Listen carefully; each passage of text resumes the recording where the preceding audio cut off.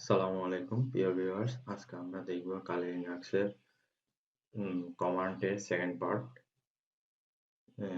সেজন্য আমরা কালি Linux virtual machine open করে নিচ্ছি। প্রথম পার্টে আমরা কিভাবে ফাইল ক্রিয়েট করতে হয়, ফাইল ডিলিট করতে হয়, ফোল্ডার কিভাবে ক্রিয়েট করতে হয় এবং ডিলিট করতে হয়, তারপরে আইপি কিভাবে দেখতে হয়, কিভাবে কমান্ড লাইন ক্লিয়ার করতে হয়, এভাবে অনেক কমান্ড দেখছি। আজকে আমরা ঠিক আরো কতগুলো কমান্ড নিয়ে আপনাদের সামনে হাজির হয়েছি। আজকে আমরা প্রথমে দেখে নিব আমাদের প্রোগ্রাম আপডেট করার কমান্ডটা।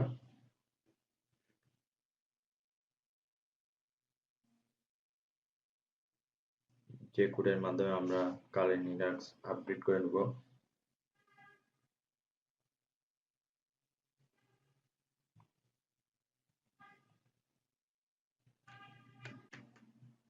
ইউজার নেম পাসওয়ার্ড দিয়ে লগ ইন করে ফেলবো আমরা। Log in complete. এখন আমরা রাইট বাটন ক্লিক করে ওপেন টার্মিনাল ক্লিক করব।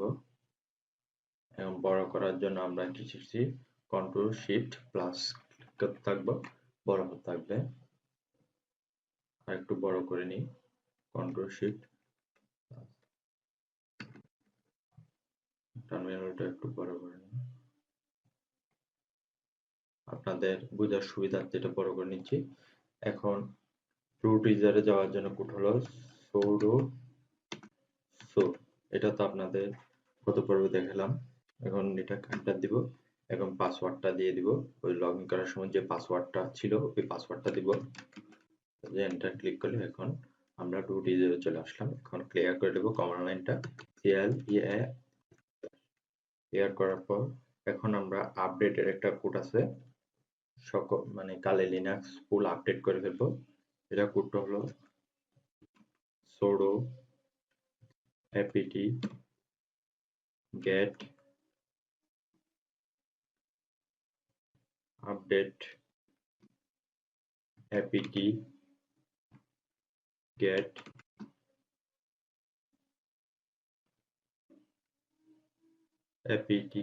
upgrade সরি এন্ড হবে।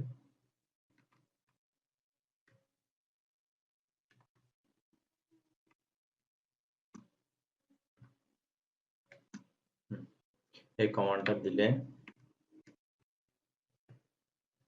এন্টার ক্লিক করলে এটা ফুল সিস্টেমটা আপডেট এবং আপগ্রেড হয়ে যাবে। আমাদের আগে দেওয়া আছে, সেজন্য আমি আর করলাম না। আপনারা এই কমান্ডের মাধ্যমে আপনার পুরো কালি লিনাক্সটা আপডেট করে ফেলতে পারবেন এই কমান্ডের মাধ্যমে। এখন আপনারা আপডেট করার পর এখন আমি দেখাবো কিভাবে পাসওয়ার্ড দেখতে হয় যে কমান্ডের মাধ্যমে। এটা হলো etc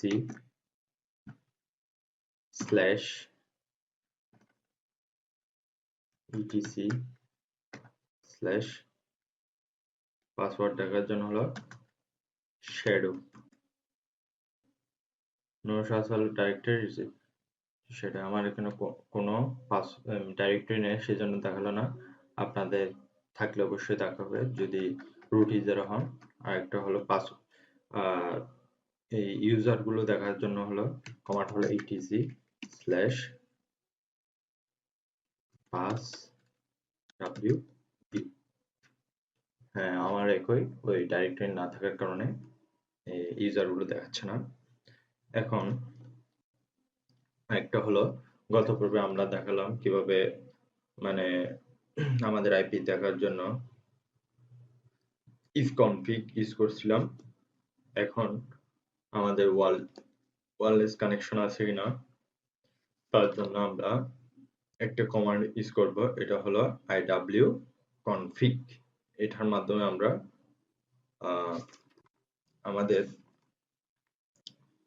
iw config এটার মাধ্যমে আমরা আমাদের ওয়্যারলেস কানেকশন আছে কিনা ওইটা আমরা দেখতে পারবো। চলুন আমরা টাইপিং করে ফেলে iw config হ্যাঁ, আপনাদের গত পর্বে বলছিলাম যদি আপনাদের কমান্ডটা যদি ঠিক থাকে অবশ্যই ব্লু কালার দেখাবে, আর যদি কমান্ড ঠিক না থাকে তাহলে কোনো কালার আসবে না। আমার কমান্ডটা এখন ঠিক, সেজন্য ব্লু কালার আসছে। এখন আমরা এন্টার ক্লিক করব।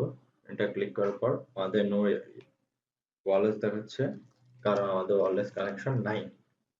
এখন আমরা আবার ক্লিয়ার করে দিই, ক্লিয়ারও করে দিতে পারি, আবার কন্ট্রোল এল ক্লিক করলে এটা ইন্টারফেসটা উপরে চলে যাবে, কমান্ড লাইনগুলো উপরে চলে যাবে। এই তো আপনারা স্ক্রল করলে মাউস স্ক্রল বার স্ক্রল করলে উপরে দেখতে পারবেন।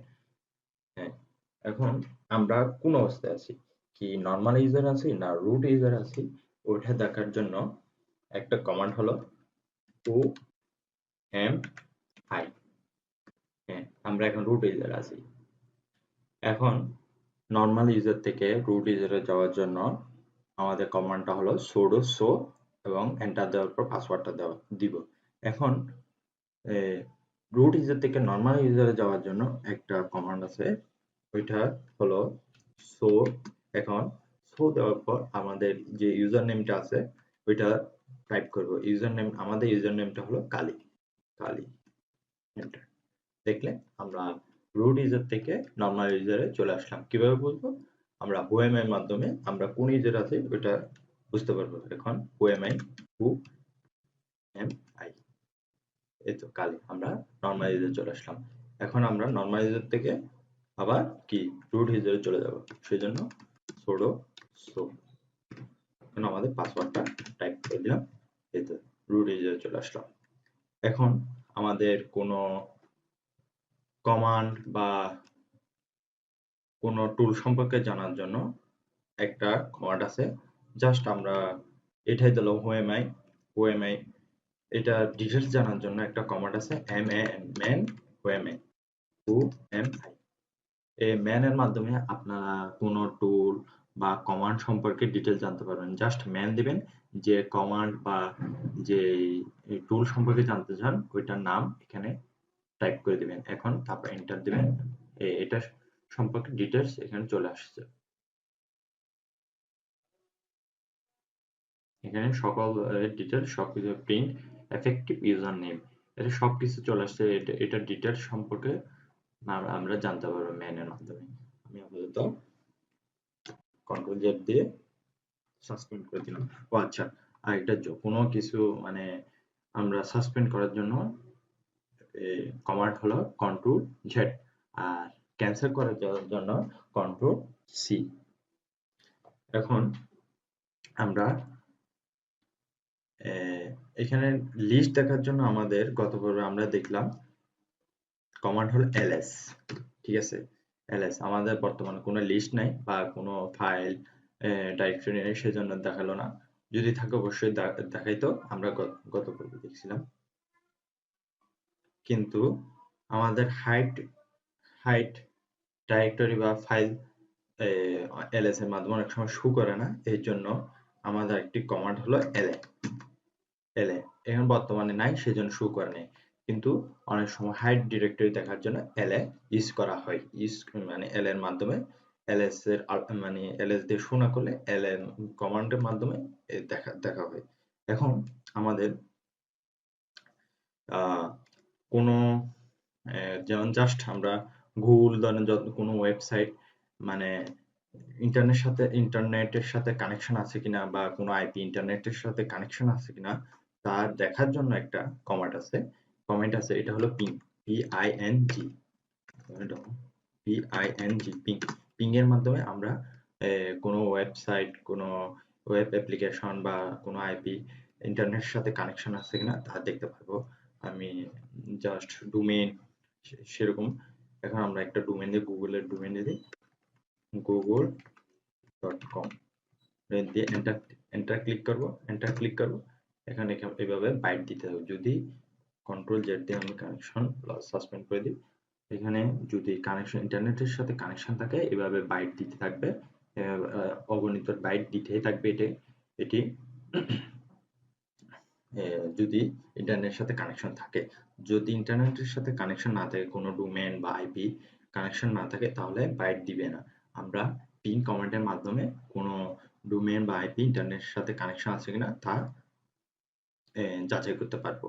এখন আমরা আরেকটি লাস্ট কমেন্ট দেখে নিই। এটা হলো আমরা জাস্ট গত পর্বে কিভাবে আমি জাস্ট একটা ফোল্ডার ক্রিয়েট করি mkdir মাধ্যমে একটা আমার নাম দিলাম মঞ্জুর, এন্টার ক্লিক করলাম, একটা ফাইল ক্রিয়েট হয়ে গেল। এখন আমি যাচ্ছি, গত পর্বে আমরা দেখলাম ফাইল ফোল্ডার ক্রিয়েট করে আবার মুভ করতে পারি, আবার ডিলিট করতে পারি এরকম। আজকে আমরা দেখো কিভাবে কপি করতে পারি, মানে এখানেও থাকবে ওখানেও থাকবে। আমাদের ব্যাক দেওয়ার কমান্ড হলো cd ডট ডট ব্যাক দিলে ls দিলে এখানে কি কি আছে আমরা এখানে ডাউনলোডটা আমার গত পর্বে ক্রিয়েট হয়ে গেছিল, এটা আমি রিমুভ করে দিই। এটা একটা ফোল্ডার ক্রিয়েট হয়ে গেছিল ঘটনাক্রমে, সেটি আমি ডিলিট করে দিই। ডিলিট করে দেওয়ার জন্য গত পর্বে আমরা কমান্ডটা দেখিয়েছিলাম, এটা হলো rm -r ডাউনলোড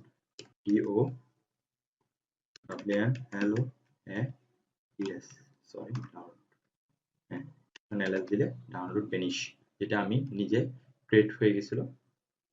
এখন আমি আবার সামনের দিকে যাওয়ার জন্য, মানে আমি এখন আবার ডেস্কটপে চলে যাব, সেজন্য cd আমি ডেস্কটপে চলে যাব, ডেস্কটপ দেখলেন ডবল ক্লিক মানে ভুল ওয়েতে চলে যাওয়ার জন্য, এটা এতক্ষণ মানে হাইলাইট ছিল কিন্তু ভুল ওয়েতে চলে যাওয়ার জন্য এটা হাইলাইটটা কমে গেল।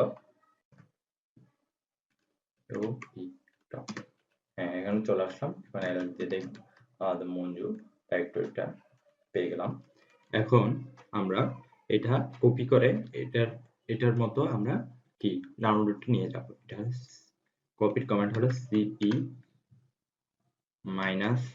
-r, এবং ফাইলের নাম দিব, ফাইল বা ফোল্ডারের নাম দিয়ে ফরওয়ার্ড স্ল্যাশ দিব। ফরওয়ার্ড স্ল্যাশ দিয়ে আমরা কোথায় নিয়ে যাব, হোম কালি ডাউনলোডে নিয়ে যাব। LOADS ডাউনলোড বানানো হয়েছে, LOADS ডাউনলোডস। এখন আমরা ব্যাক দিয়ে ডাউনলোড ফোল্ডারে চলে যাব, আবার আচ্ছা ls দিলাম, ডাউনলোডে দেব cd do ডাউনলোড, ls দিয়ে দেখব, হ্যাঁ চলে আসছে। এটার মতো এখানে এটা চলে আসছে, আমরা কপি কমান্ডের মাধ্যমে এটা নিয়ে আসলাম। এখন আমরা চাচ্ছি এই ফোল্ডারটা রিমুভ করে দেওয়ার জন্য, সেজন্য আমাদের কমান্ড হলো rm -r,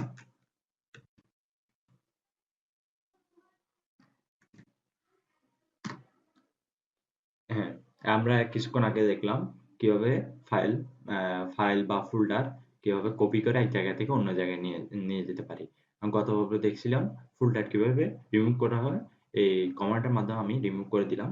এখন আপনাদের আমি সবসময় দেখাই কিভাবে cd ডট ডট দিয়ে ব্যাক দিয়ে আবার cd দিয়ে আমরা ডাউনলোডসে ঢুকি, নাহলে আবার ডেস্কটপে ঢুকে যাই। কিন্তু আমি এক জায়গা থেকে সরাসরি অন্য জায়গায় যাওয়ার জন্য কমান্ড হলো এটা পাথটা ফুল বলে দিলে এটা নিয়ে যাবে cd হোম, আমি ব্যাক না দিয়ে ডাইরেক্ট ঢুকে যাব ডেস্কটপে। এই আমি আগে টাইপিং করা ছিল সেজন্য আমাকে এটা সাজেস্ট করতেছে। আমি এখন